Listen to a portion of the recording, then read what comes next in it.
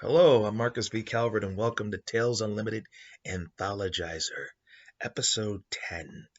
I am in a giddy place. Let me explain why. I came up with this idea for a story called Ninja Leprechauns.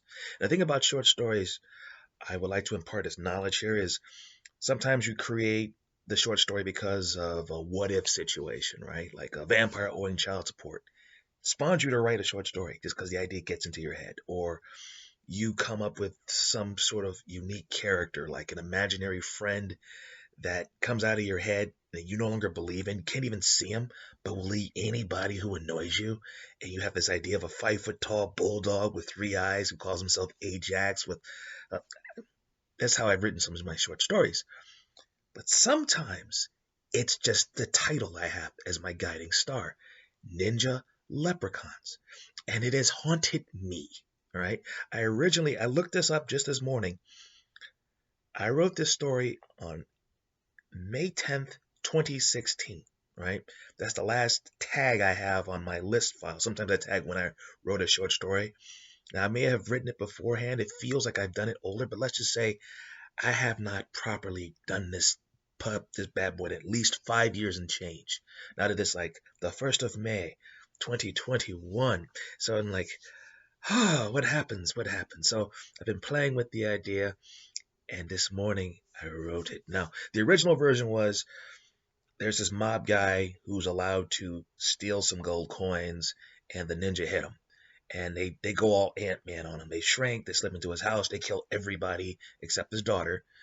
They trank her with an arrow, and I was actually going to make a cover art, like you actually see like a 12-year-old girl slumped over her homework with a ninja standing on her shoulder, and there's like a little arrow in her neck, right?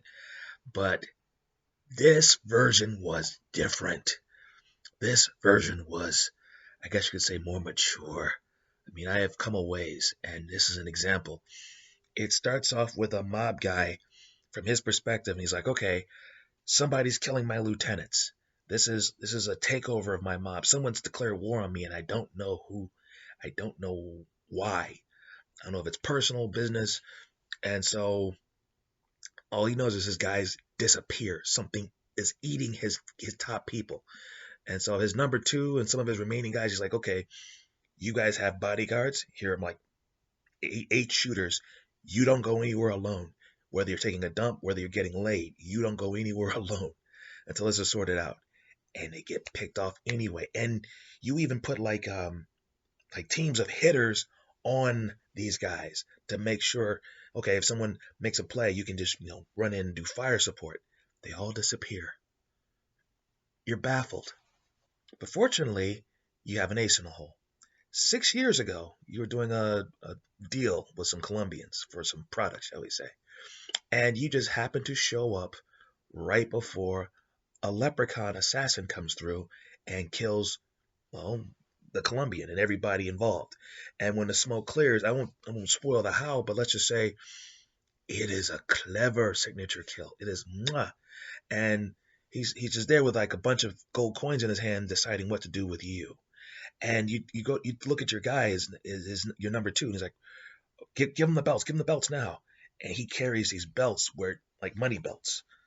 I don't know if you're familiar with money belts, you youngins, but for us old folks, you know what money belts are. You like take large denominations, put them in like little hidden pouches, and wear them around your waist under your belt. And one case there's money, another case there's diamonds, and he basically just tosses them both to this guy's feet, and he's like, okay. And instead of saying like, here's to let us live, he simply says, that's just for your business card, please. He tosses him a business card. Uh, Name, Leprechaun, period, killer, period, and on the back's phone number. And he lets him go. And he hires him one time, and it's very expensive. I mean, he lost like a third of his annual earnings to hire him for one job. But it was about a vampire pimp, so that's all I'm going to touch on. And then now he calls in his ace killer, this mystical assassin, and the story works. It works. It's pitchable. Oh man. Oh, I am gooey, folks. It's like you go into a restaurant that has a warm fudge cake waiting for you that you've never had before. There's like double or triple or quadruple chocolate, and you have experienced God. It's like that feeling. You have found religion. Oh, this is the gooey feeling right here. That and the fact that I've written 6 short stories in the last 9 days. It is a weary pat yourself on the shoulder accomplishment, but 6 stories does not a book make, right? And this is the point. You keep going. You go, okay, yay, maybe have some Captain Crunch, get a bran muffin or something, yay, have a shot out of your whiskey flask if you're so inclined, but then you go right back to work. It never stops. I can only pull this off because I work 7 days a week doing this. Boom, boom, boom. Me not writing these days after, God, 11 years in, it's like not wearing pants. It's like not brushing your teeth. It's like not eating. It's an illogical, irrational act to not write, no matter how crappy I feel. And you have to get there. And once you're there, it is amazing what you can create. All right. I'm Marcus V. Calvert. This is Tales Unlimited Anthologizer, Episode 10, Ninja Leprechaun, Part 2. And I guess I'm going to start on the next one. I have absolutely no idea what that is.